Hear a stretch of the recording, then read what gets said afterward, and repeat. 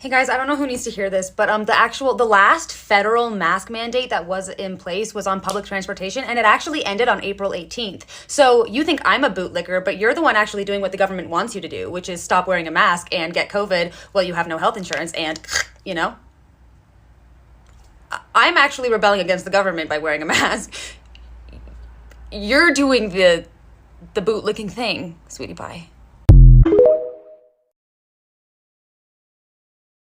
I don't argue with fascists. There's no argument to be had. I'm right, you're wrong. Save your fucking argument for God.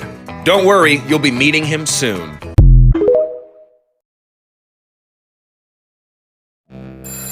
Here's something you hear a lot. Say what you will about capitalism, you can't deny it's lifted people out of poverty. I hear that all the time, especially when I'm talking about rising inequality and the vanishing middle class. The rates of extreme poverty, we are told, have plummeted under global capitalism. We are told that global capitalism has cut poverty by as much as 80 or 90%. This reminds me of my mother. Whenever I ranted about how bad the situation was today, she would tell me how much worse it had been before. "Be grateful for the improvements, Richard," she would say. I wasn't convinced then, and I'm not now. These champions of capitalism are slick, I'll give them that, but here's why they're wrong. Their clever math comes from how they define poverty. According to the World Bank, anyone making under $1.90 a day is considered poor. Everyone else is okay. But that number isn't actually based on the living costs of any actual person. It's totally arbitrary. Could you live on $1.90 a day? The United Nations doesn't think so. They say everyone would need at least 4 times that, $7.40 a day, to get the absolute minimum for, quote, basic nutrition and normal human life expectancy, end quote. Using this more realistic number, the number of people in poverty has actually increased over the last 4 decades to a whopping 4.2 billion. Poverty has gone up, not down. But hey, at least the proportion of people in poverty has gone down, they might say.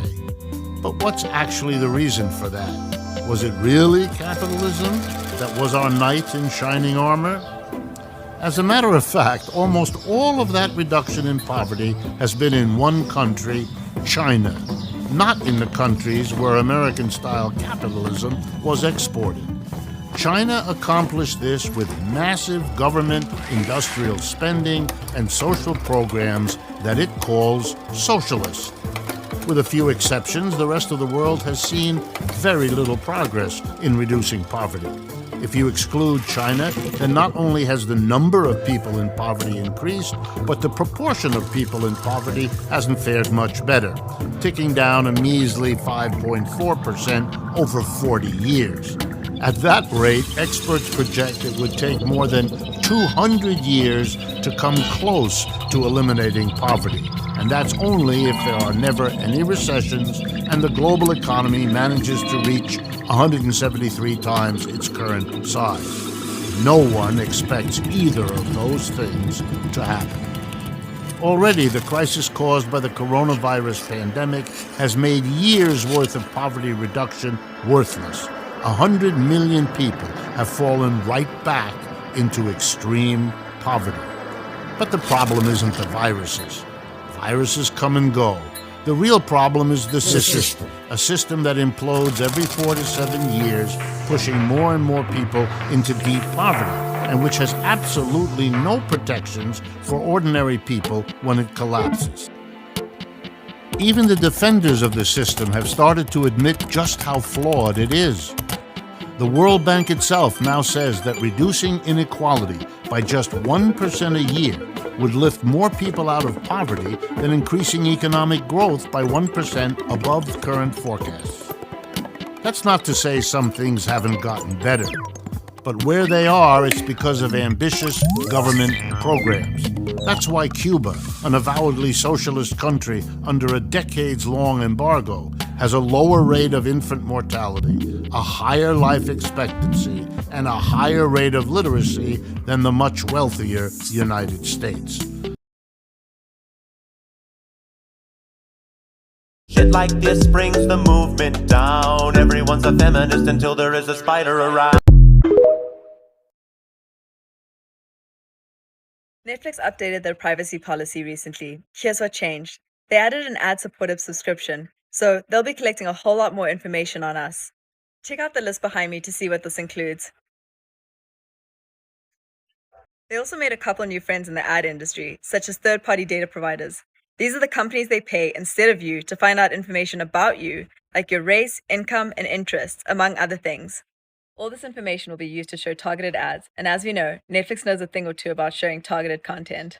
Their privacy update also included taking out words like, "We take reasonable measure to destroy and de-identify personal information when we no longer need it," and replacing it with phrases like, "Opting out does not limit the amount of information we'll collect on you. It just influences how we'll use that information." If you're not yet convinced you should opt out of Netflix's targeted ads, here are the numbers on this. You're going to save $36 a year by signing up for an ad-supported subscription. However, Netflix is going to make 10 times this on your account. And let's not forget, this subscription isn't free.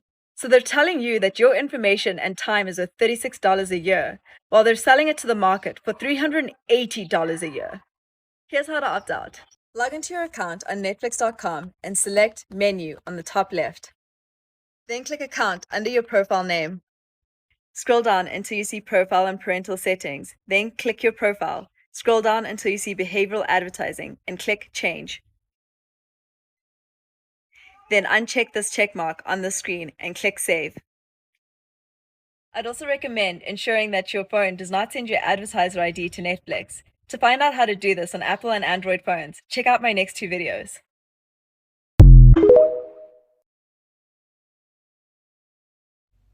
If you don't wear a mask in the grocery store anymore, you might be my friend, and I love you, and I want to care for you, and I hope the best for you and your health. But you are not my comrade. We are not engaged in the same struggle right now that is caring for our communities in light of the pandemic that is still taking lives and fundamentally changing our world and our health. White folks on anti-racist journeys, what is your motivation for this work? What is your why? Here are a few bad motivations that actually could compromise your anti-racist journey. Number one, being a good person. The reason why that's an issue is because it focuses on you as an ally or as an advocate or as an accomplice.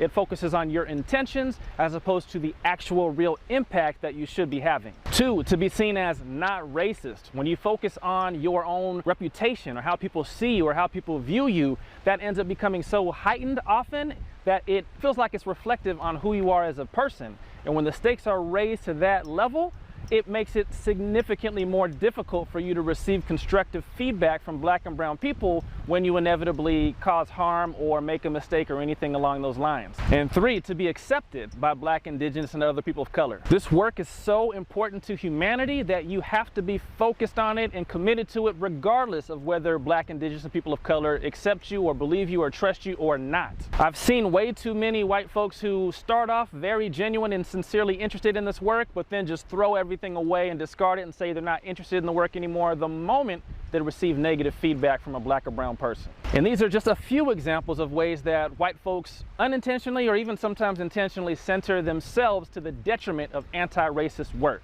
So if not any of these reasons that I just listed, what is your why for this work? Please leave a comment. I'd love to hear what you think.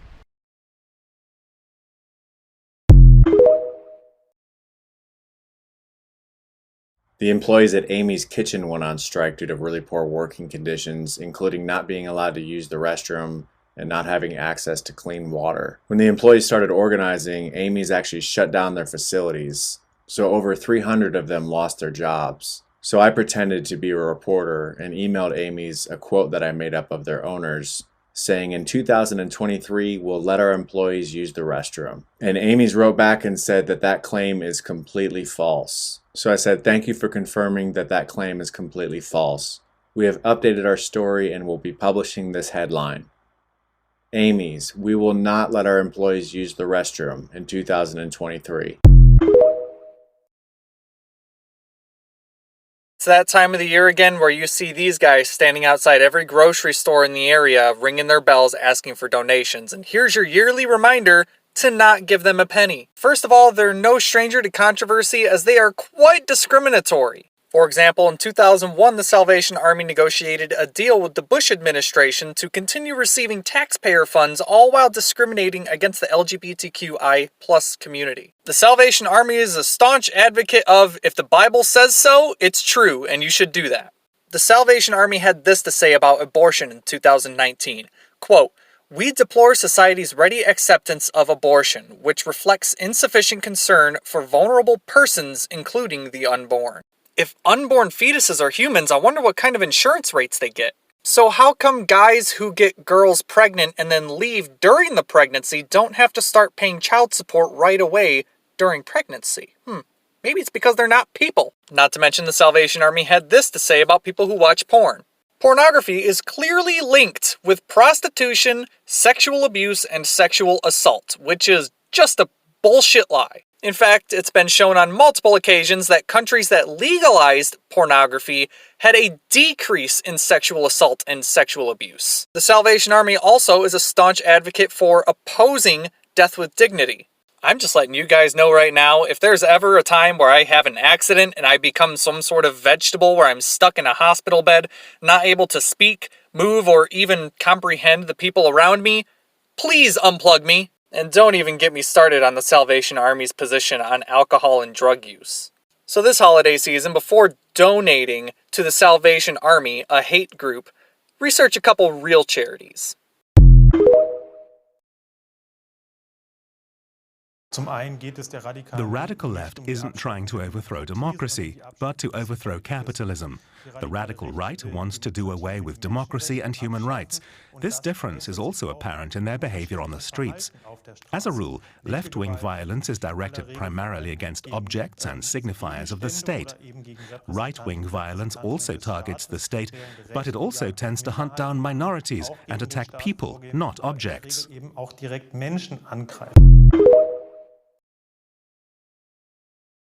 I always return my buggy to the cart corral, unless this is an option. A cab.